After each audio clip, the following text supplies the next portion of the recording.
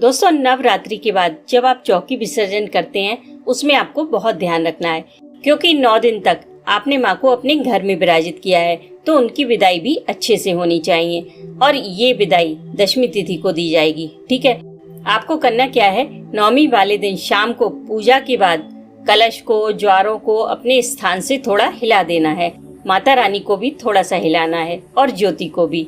उसके बाद सुबह जब आप पूजा करें उससे पहले कलश के जल को आम के पत्तों से अंदर से बाहर की ओर छिड़कते हुए बाहर आना है।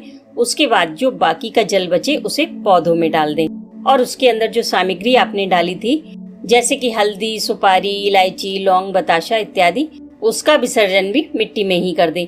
बस चांदी का सिक्का निकाल लें। आम के जो पत्ते हैं, फूल हैं, ज्वारे हैं, उनका विसर्जन भी आप मिट्टी में करें या फिर क्यारी में कर सकते हैं।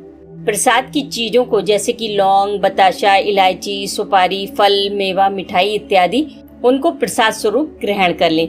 चावलों को थोड़ा सा अपने अनाज में मिला लें, कुछ दाने अपने घर में बिखेरें, बाकी भिगोकर पक्षियों को डाल दें या फिर आप गाय को भी खिला सकते हैं। और जो प्रतिदिन आपने माँ को अग्यारी लगाई थी उसकी थोड़ी सी भस्म एक डिब्बी में अपने पास रख लें, बाकी आप पौधों के ऊपर डाल सकते हैं। इस भस्म में माँ की सभी शक्तियाँ समाहित हैं। अगर कोई बीमार है तो उसके माथे पर लगा सकते हैं, अगर किसी बच्चे को नजर लग जाए तो उसे इसका टीका लगा सकते हैं। और सबसे बड़ी बात, ये तो सभी जानते हैं कि भगवान शिव भस्म चढ़ाने से कितनी जल्दी प्रसन्न हो जाते हैं, लेकिन ये कम लोग जानते हैं कि अगर देवी माँ की भस्म आप शिवलिंग पर चढ़ाते हो तो उस वक्त आपके मन में जो भी कामना होती है वो निश्चित रूप से पूरी होती है।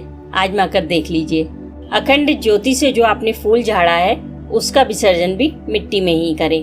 और जो अखंड ज्योति है उसका विसर्जन आपकी मर्जी से नहीं बल्कि माँ की मर्जी से होगा। आप भले ही सभी सामग्री का विसर्जन सुबह कर दें, लेकिन अखंड ज्योति का विसर्जन तभी होगा जब वो पूरी तरह शांत हो जाए। और जब शांत हो जाए तो उसके बचे हुए तेल और बाती को निकालकर एक कटोरी में रख लें। इस तेल और बाती से तुलसी जी के नीचे रोजाना दिया लगाएं। अब वो बारी आती है नारियल की।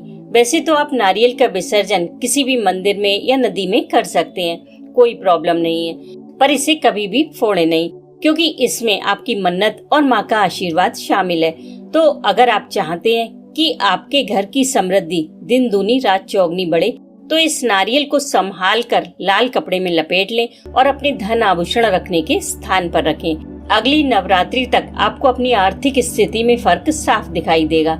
अब कुछ लोगों को लगता है कि ये खराब हो जाएगा, तो बिल्कुल नहीं, ये खराब नहीं होता है, बस इसका पानी सूख जाता है। जब अगली नवरात्रि आए तो इसका प्रयोग हवन में कीजिए पूर्ण आहुति के रूप में।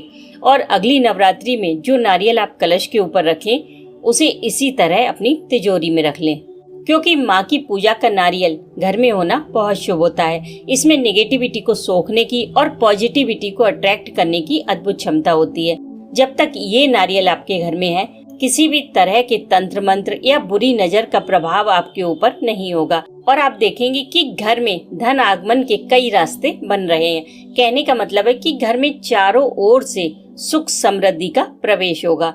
बाकी अगर आप इसे ना रखना चाहें तो विसर्जन करने के लिए फ्री हैं। आप जैसे चाहें इसका विसर्जन कर सकते हैं।